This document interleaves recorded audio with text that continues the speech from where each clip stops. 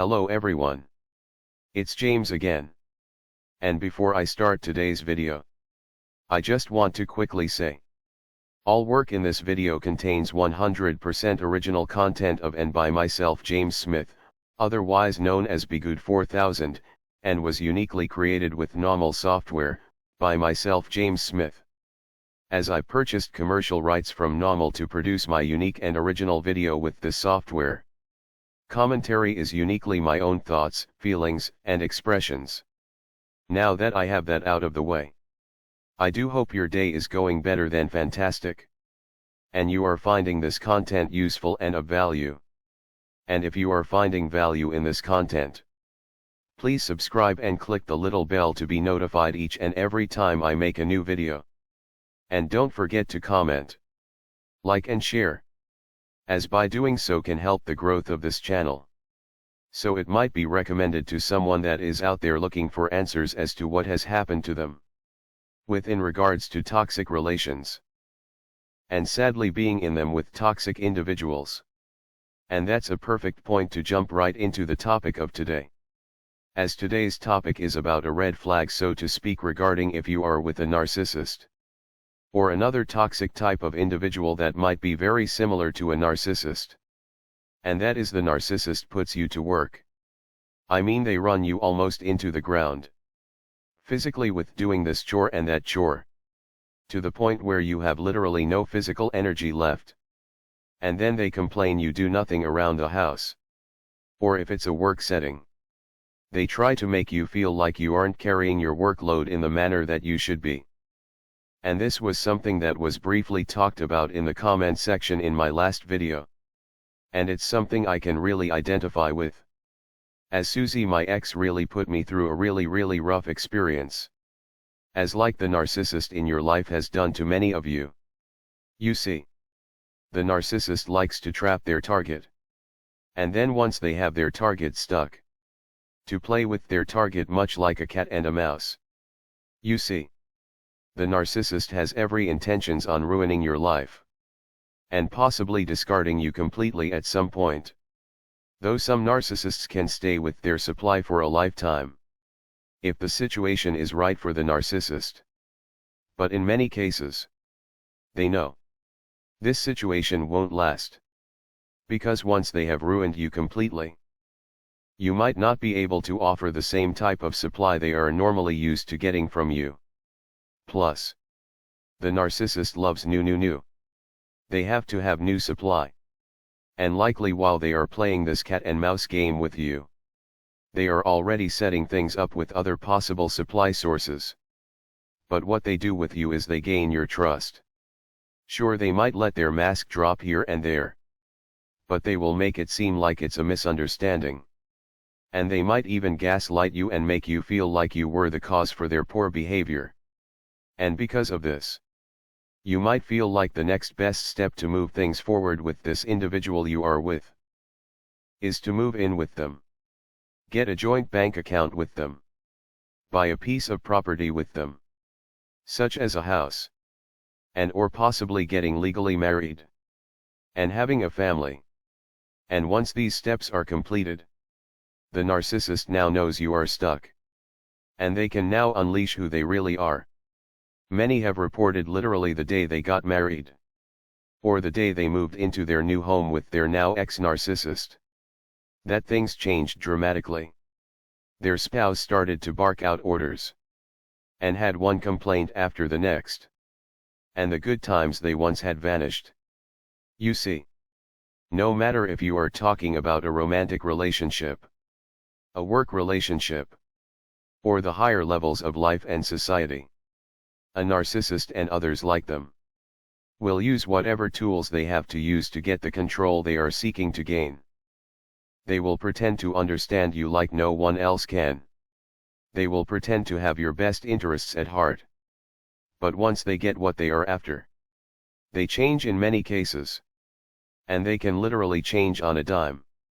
One moment they seem like they love you, and the next moment they are cold and seem like a different person completely. You see, I hate to break it to you, but the nice side of this person wasn't real. It was a complete and utter act to get a desired end goal. The common mistake many of us made was thinking they are just troubled and they can see the error of their ways, which allows us to get roped into more of the narcissist's dysfunctions and chaos. We really tried to help these people see the light. And of course the narcissist might play along to get you even more entangled up with them, so it becomes more and more difficult to leave. This is why when you hear about honey-do lists, it shouldn't be a source of a joke, but a source of thinking to yourself. Wait a minute. That doesn't sound like much fun to live like that. Here's something to think about. If you know someone that always has a honey-do list to complete, if you ask this person, do they give their spouse honey-do lists? And more than likely they will look at you strangely like there is no way such a thing could even happen. And they will say in a scared way, "Oh no. Oh no. They give the orders. I just do what I'm told." You see, narcissists rarely do what they ask others to do when they have complete and utter power and control over others. That's the key point. Before narcissists have control over someone, they might pretend like they are a fair-minded team player. But again, it's all an act. And the moment they have you under their control, the fairness goes right out of the window. And before you know it, you are running around town doing this task and that task. And here's the kicker. At the end of it all, they complain about your performance.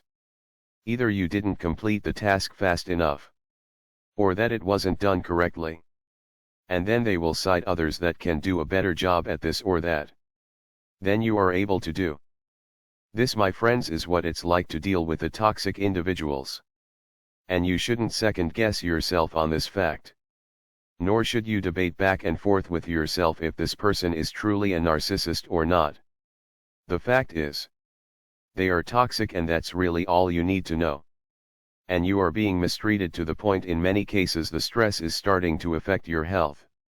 You see, if someone really loves and cares for you, they wouldn't run you down so far that you can barely think straight, and then argue with you on top of it.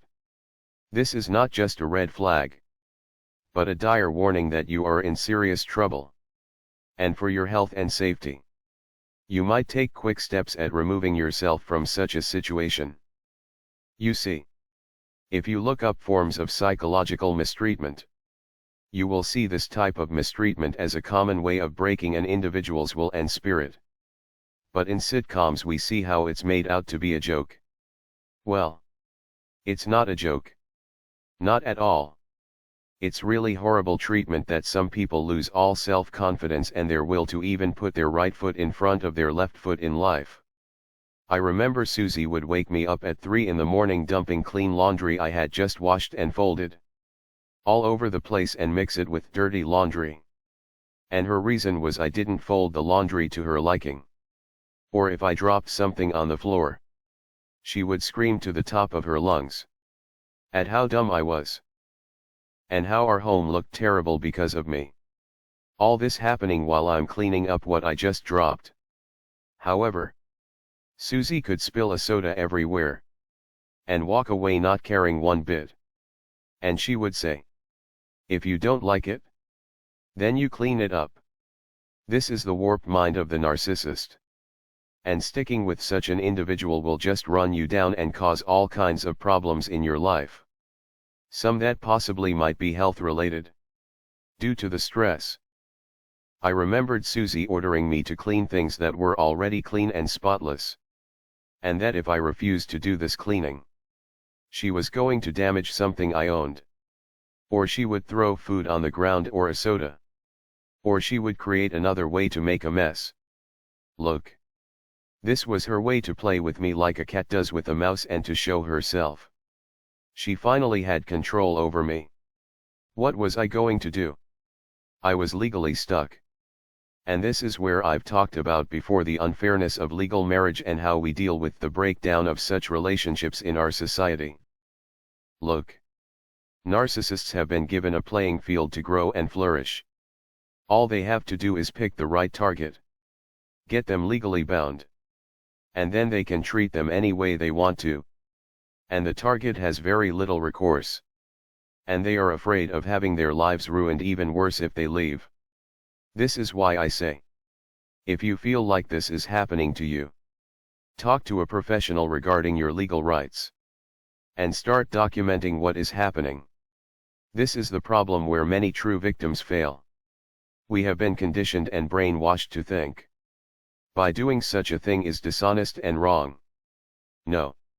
You are dealing with a fraud of a person. Even if it's on day one of marriage. Let's say you just got married. Or you just moved in. And you see things changed on a dime. The longer you stay in such a boat, the harder it will be to get out.